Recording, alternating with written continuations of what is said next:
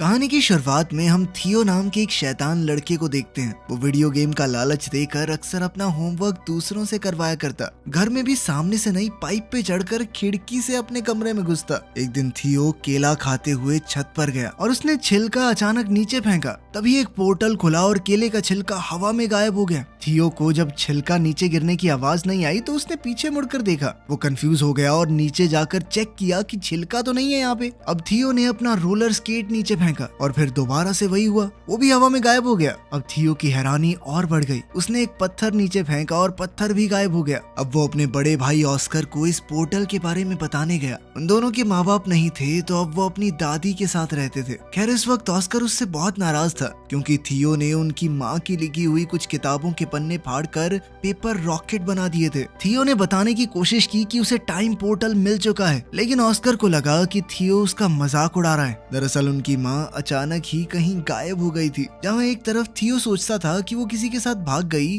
वहीं ऑस्कर का मानना है कि वो एक काबिल साइंटिस्ट हैं जो कि टाइम पोर्टल्स को ढूंढ रही थी और शायद अब किसी और समय में फंस चुकी हैं। वो उनकी रिसर्च को समझकर अपनी माँ को वापस लाना चाहता था। अब दोनों भाइयों में लड़ाई बढ़ती जा रही थी। इसी बीच दादी ने उन्हें कुछ खाने के लिए बुला लिया। दादी के आगे वो दोनों शांत रहे, लेकिन दादी के जाते ही दोबारा बहस शुरू हो गई। ऑस्कर ने गुस्से में थियो को एक आधी गाली बक दी, जिसके बाद थियो ने गुस्से में ऑस्कर का टर्टल पोर्टल में फेंक दिया। ऑस्कर बेचैन होकर हर जगह अपने प्यारे टर्टल को ढूंढने लगा, जिसके ना मिलने पर ऑस्कर ने हर जगह अपने टर्टल के मिसिंग पोस्टर्स लगाए। ऑस्कर उस टर्टल के बहुत करीब था। वो उससे अलग होकर बस रोता रहता। जल्द ही थियो को अपनी गलती का एहसास हुआ और उसने सब कुछ ठीक करने के लिए पोर्टल में कूदने का सोचा। पोर्टल में कूदते ही थियो भी वहां पहुंच गया जहां सब कुछ पड़ा था जो उसने पोर्टल में फेंका था। टर्टल भी वहीं पर था। थियो टर्टल को लेकर घर चला गया और वापस वहीं रख दिया, जिसके बाद वो चुपचाप सो गया। लेकिन अगली सुबह कुछ बहुत अजीब हुआ। थियो अभी सो ही रहा था, लेकिन ऑस्कर काम के लिए तैयार हो गया। अब ऑस्कर की उम्र काफी बढ़ चुकी थी। थियो दरअसल उस पोर्टल की मदद से 1990 से 2022 में आ गया था। यहाँ ऑस्कर एक फिजिक्स का प्रोफेसर है। जल्द ही ऑस्कर डेविड नाम के एक आदमी की दुकान पर कुछ सामान लेने गया।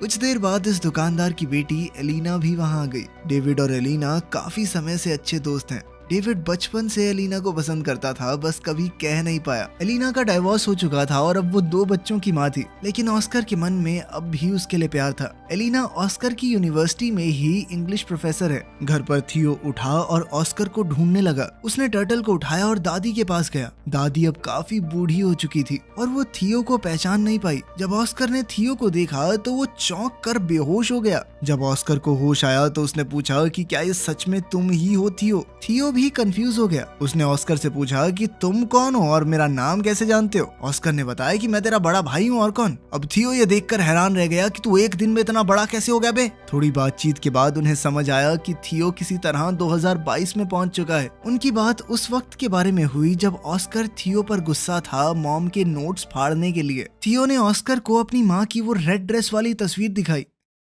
थियो अब परेशान होकर 1992 में वापस जाना चाहता था, क्योंकि उसे डर था कि अगर लेट हो गया तो दादी उस पर चिल्लाएगी। थियो छत पर गया ताकि वो पोर्टल में वापस कूद पाए, लेकिन जैसे ही उसने पत्थर फेंका वो गायब हुआ ही नहीं। ये वाला पोर्टल तो 2022 में बंद हो गया था। थियो परेशान हो गया कि वो पोर्टल बंद कैसे हो सकता है। इस पर ऑस्कर ने उसे समझाया कि टाइम ट्रैवल इतना सीधा नहीं है। जिस रास्ते तुम यहाँ पर आए हो जरूरी नहीं वो पोर्टल वापस भी जाता हो। अब ऑस्कर ने सोचा कि एक नया पोर्टल ढूंढना पड़ेगा ताकि 2022 से 1990 में वापस जाया जा सके। इस बारे में जानकारी इकट्ठा करते हुए ऑस्कर थियो को अपने सीनियर प्रोफेसर के पास ले गया। उसने बताया कि 2022 में साइंस और टेक्नोलॉजी ने काफी तरक्की कर ली है, लेकिन टाइम पोर्टल जैसी कोई चीज नहीं हो सकती। प्रोफेसर की बात सुनकर दोनों भाई वहाँ से वापस आ गए। थियो मॉडर्न दुनिया को देखकर काफी हैरान था। उसने ऑस्कर का फोन देखकर पूछा कि ये क्या है। ऑस्कर ने समझाया कि ये एक फोन है, लेकिन पुराने फोन्स की तरह इसमें नंबर घुमाने नहीं पड़ते, ना ही इसमें कोई तार है। ऑस्कर ने थियो को शांत करवाते हुए कहा कि अभी हमें पोर्टल को ढूंढने पर ध्यान देना चाहिए। तुम्हें 1990 में वापस जाना है कि नहीं? तभी थियो ने ऑस्कर को बताया कि मुझे हाथ से लिखी हुई एक लिस्ट मिली थी माँ के पेपर्स में, जब मैं वो रिसर्च वाले पन्ने फाड़कर रॉकेट बना रहा था।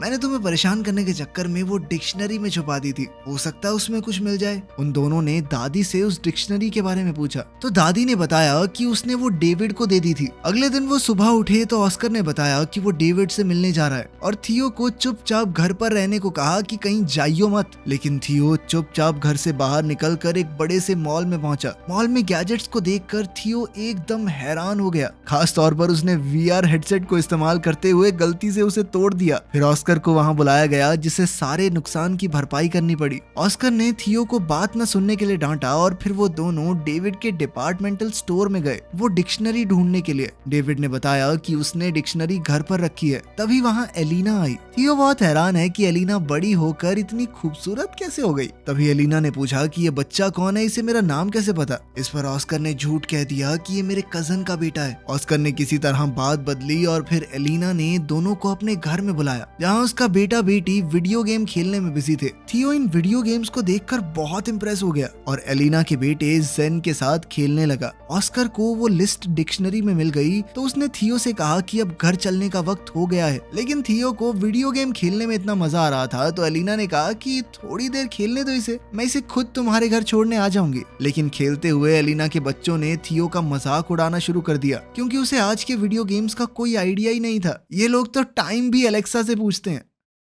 वापस जाकर थियो और ऑस्कर काम पर लग गए। छत पर जाकर ऑस्कर ने बताया कि लिस्ट में अलग अलग पोर्टल्स की जगह बता रखी है। इन दोनों ने बताई हुई जगहों पर चीजें फेंक कर टाइम पोर्टल्स को ढूंढने की कोशिश की लेकिन कुछ नहीं मिला। ऑस्कर को लगा उसने कैलकुलेशंस में कुछ गलती की है और वो दोबारा से कैलकुलेशंस करने लग गया। इस दौरान थियो उससे पूछने लगा कि तुम हमेशा अकेले क्यों रहते हो और कोई दोस्त वगैरह नहीं है तुम्हारा, और खासकर एलिना को अपनी फीलिंग्स क्यों नहीं बताई आज तक। ऑस्कर ने कैलकुलेशंस करते हुए जवाब दिया कि भले ही एलिना का डिवोर्स हो गया है लेकिन मुझे नहीं लगता हमारे बीच में बात बन सकती है। बिना ऑस्कर को बताए थियो ने ऑस्कर के फोन से मैसेज करके डेविड, एलिना और एलिना के बच्चों को घर पर डिनर के लिए बुला लिया। जब ये लोग दरवाजे पर आए तो ऑस्कर सबको देखकर चौंक गया। थियो ने बताया कि मैंने सबको फोन करके बताया और ऑस्कर उसकी शैतानी समझ गया। उनकी इस मुलाकात में ऑस्कर और एलिना एक दूसरे के करीब आ गए और अगले दिन एलिना थियो को शॉपिंग भी करवाने ले गई, उसे नए कपड़े दिलवाने। ट्रायल रूम में थियो हमेशा की तरह फुटबॉल की मजाकिया कमेंट्री कर रहा था।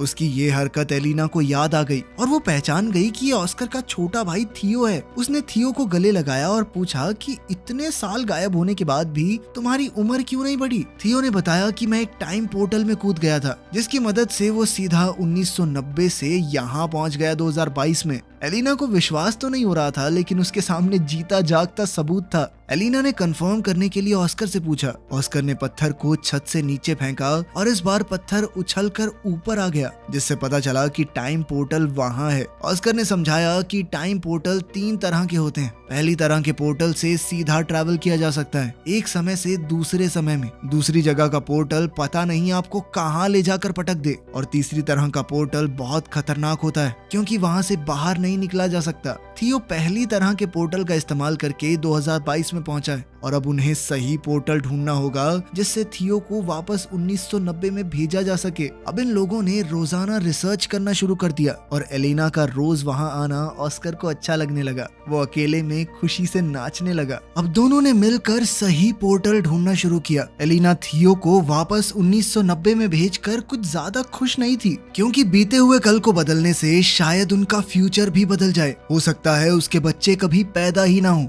वो अपने बच्चों से बहुत प्यार करती थी लेकिन ऑस्कर ने उसे वादा किया कि थियो के वापस जाने से तुम्हारी जिंदगी पर कोई असर नहीं होगा। वो पूरी कोशिश करेगा कि एलिना की जिंदगी के साथ कोई छेड़छाड़ ना हो। अब वो लोग सोच में पड़ गए कि किस तरह ऐसा कुछ किया जाए कि दोनों टाइमलाइन जैसी हैं वैसी ही रहें। अब थियो ने दिमाग लगाया और अपनी माँ के लिखे हुए कोऑर्डिनेट्स को क्रैक करने के लिए उसने एलिना के बच्चों की मदद ली क्योंकि अगर वो उनकी मदद से बीते हुए कल में जाएगा तो ये पक्का हो जाएगा कि वो फ्यूचर में पैदा होंगे क्योंकि अगर वो ना होते तो वो कभी पास्ट में पहुंच ही ना पाता।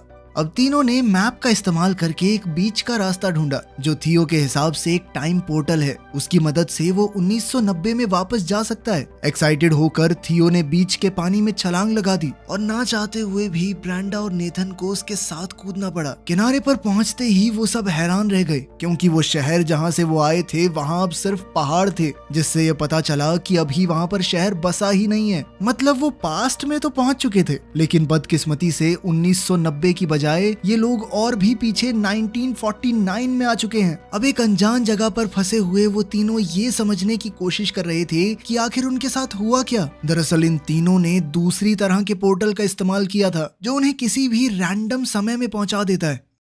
वहीं 2022 में परेशान एलेना ने ऑस्कर को फोन करके बताया कि थियो और दोनों बच्चे गायब हैं। ऑस्कर ने बताया कि शायद उन्हें 1990 वाला पोर्टल मिल गया है और अब ऑस्कर और एलेना को भी उन्हें वापस लाने के लिए वहां जाना होगा। 1949 में इन तीनों के पास ना तो पैसे हैं, यहाँ पर उनका फोन भी काम नहीं कर रहा और तो और अब तीनों बच्चे भूख से भी परेशान थे। तभी ब्रेंडा और नेथन ने दिमाग लगाया कि हम अपने गैजेट्स का इस्तेमाल करके एक mind reading magic show perform कर सकते हैं। नेथन थोड़ा दूरी पर बैठ गया और ब्रेंडा ने अपनी आंखें बंद कर ली। थियो एक बोर्ड पर नाम लिखकर सामने खड़ा हो गया। अब वायरलेस ईयरफोन्स का इस्तेमाल करके नेथन ने नाम पढ़कर ब्रेंडा को बताया और लोगों को लगा कि ये जादू है। लड़की बिना देखे नाम कैसे बता रही है, इसके पास जरूर कोई शक्तियां हैं। ऑडियंस बहुत खुश हुई और सब तालियां बजाने लगे। इससे उनके पास पैसे तो आ गए, लेकिन जल्द ही पुलिस ने ये सब देख लिया। पब्लिक में बिना परमिशन ऐसा कुछ काम करने की मनाही थी। थियो ने जैसे ही पुलिस को आते देखा,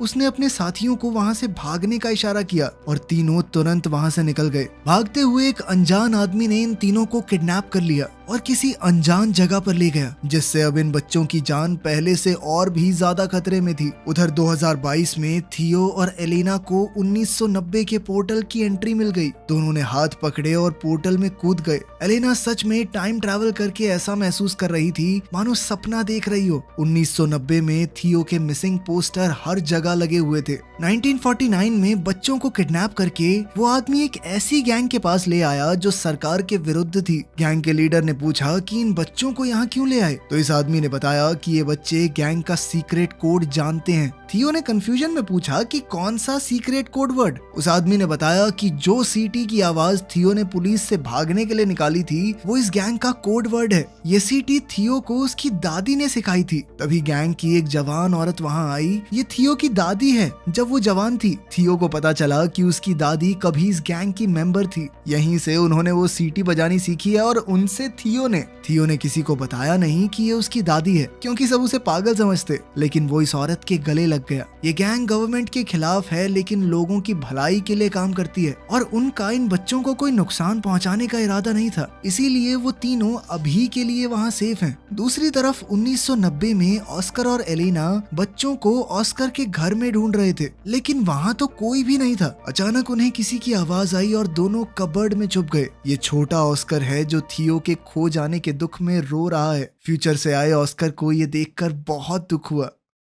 1949 में तीनों बच्चे उस गैंग के रहन सहन में ढलने शुरू हो गए थे, क्योंकि उन्हें लग रहा था कि वो जिस पोर्टल से यहाँ आए हैं वापस नहीं जा सकते। थियो की जवान दादी भी उनके साथ है, इसलिए थियो को ढलने में ज्यादा मुश्किल नहीं हो रही थी। थियो ने मौका देखकर अपनी दादी से कहा कि हमारे साथ एक फोटो ले लो और साथ ही अपनी दादी से कहा कि इस फोटो को हमेशा संभाल कर रखना। जब आप बूढ़े हो जाओगे तब भी इसे फ्रेम करवा के रखना। इससे साल 1990 में दादी के फोटो फ्रेम में अचानक चेंज आ गया। अब इस फोटो में थियो, ब्रेंडा और नेथन भी दादी के साथ हैं। थियो ने 1949 में इस फोटो के पीछे टाइम पोर्टल के कोऑर्डिनेट्स भी लिख दिए, जिससे 1990 में मौजूद ऑस्कर और एलेना को उसे ढूंढने में मदद मिल जाए। अब ऑस्कर और एलेना को लगा कि उन्हें वापस 2022 में जाना होगा ताकि वो सही पोर्टल से 1949 में पहुंच सकें और तीनों बच्चों को बचाकर वापस ला सकें। एक बार 1949 में पहुंच गए तो सब लोग 2022 में जाएंगे और वहां से थियो को 1990 में वापस भेज देंगे। ऑस्कर और एलेना पहले 2022 में वापस गए और थियो के दिए हुए कोऑर्डिनेट्स का इस्तेमाल करके 1949 में पहुंचे।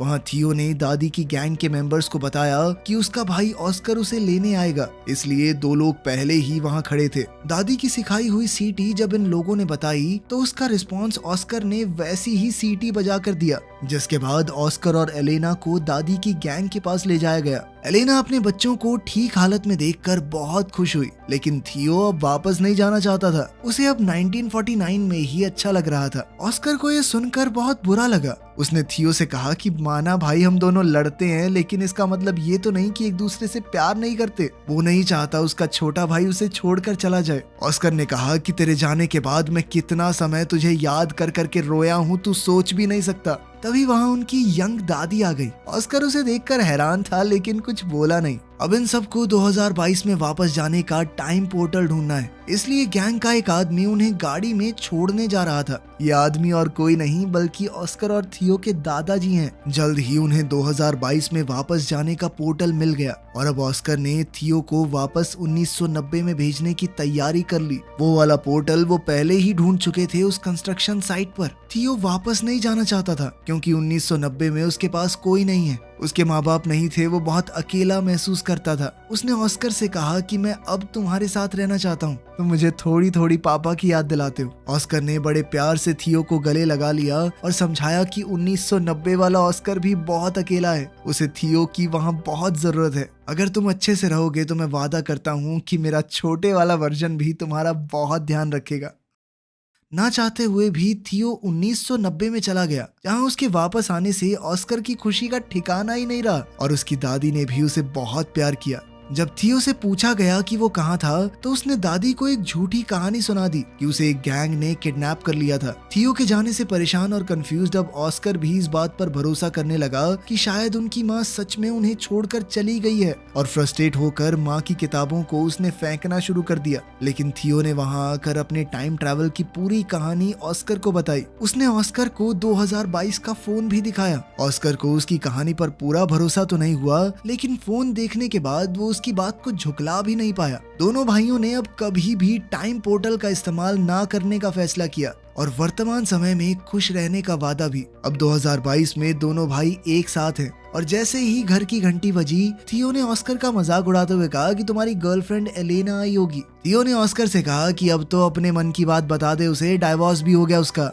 थियो ने जानबूझकर ऑस्कर को पहले ये सब नहीं कहा क्योंकि अगर वो ऐसा कर देता तो एलिना के बच्चे कभी पैदा ही ना होते और एलिना की जिंदगी पूरी तरह बदल जाती, जो उसने वादा किया था कि वो नहीं बदलेगा। लेकिन अब बिल्कुल सही वक्त था, बच्चे भी पैदा हो चुके, डाइवोर्स भी हो गया। ऑस्कर ने जैसे ही दरवाजा खोला तो एलेना बाहर ही खड़ी थी और यहाँ से इनकी जिंदगी को एक नया मोड़ मिल सकता है। अब आखिर में सीन बहुत ही पुराने वक्त का दिखाया जाता है। एक पोर्टल खुला और उसमें से एक औरत निकली। ये वक्त बहुत पुराना है और लोगों को साइंस के बारे में कुछ भी नहीं पता। ये औरत कोई और नहीं बल्कि थियो और ऑस्कर की माँ है। दिखाया जाता है कि वो एक साइंटिस्ट है तो वो लोगों को साइंस के बारे में पढ़ाने लगी, जिससे फ्यूचर में बहुत ज्यादा बदलाव आ सकता है। यहीं पर कहानी खत्म होती है। तो आपके हिसाब से क्या थियो को अपने भाई को पहले ही मना लेना चाहिए था कि लड़की से बात कर ले? हो सकता है उसका कभी डाइवोर्स ही ना होता और वो खुशी खुशी रहने लगते। कमेंट्स में जरूर बताना। मिलते हैं अगली वीडियो में।